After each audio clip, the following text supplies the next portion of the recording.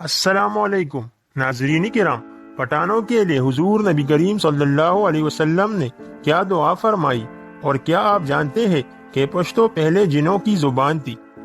دوستو، پٹھان کو افغان کہتے ہیں۔ افغان اس لیے کہتے ہیں کہ افغان حضرت سلیمان علیہ السلام کے ایک بیٹے کا نام تھا، اور ان کو جنات کی زبان سے پیار ہو گیا تھا، تو انہوں نے اپنے والد سے کہا کہ آپ جنات کو کہے کہ مجھے اپنی زبان سکھائے۔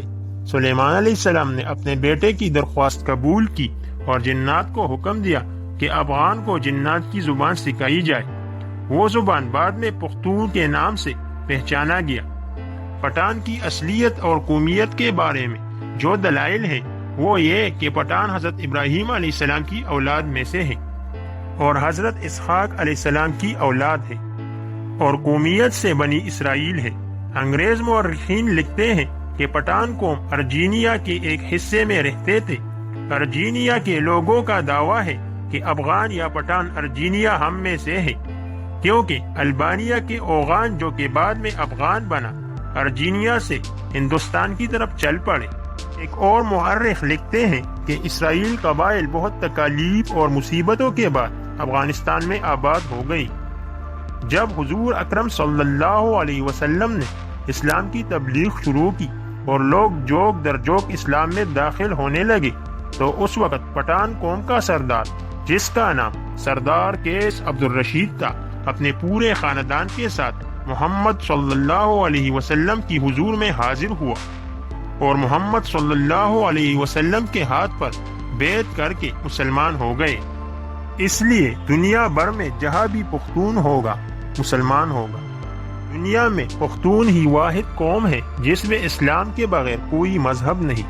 اگر پختون سے پوچھا جائے کہ آپ پہلے مسلمان ہیں یا پختون، تو جواب ہوگا میں 5000 سال پہلے پختون ہوں اور 1400 سال پہلے مسلمان ہوں۔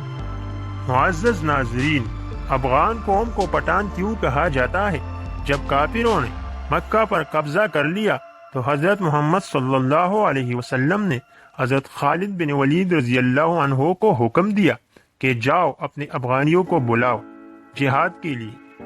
حضرت خالد بن ولید رضی اللہ عنہ افغانستان چلے گئے اور افغان سردار کیس عبدالرشید کو حضور صلی اللہ علیہ وسلم کا پیغام ارسال کیا۔ سردار کیس عبدالرشید کی قیادت میں لشکر مکہ مکرمہ کی طرف روانہ ہو گیا۔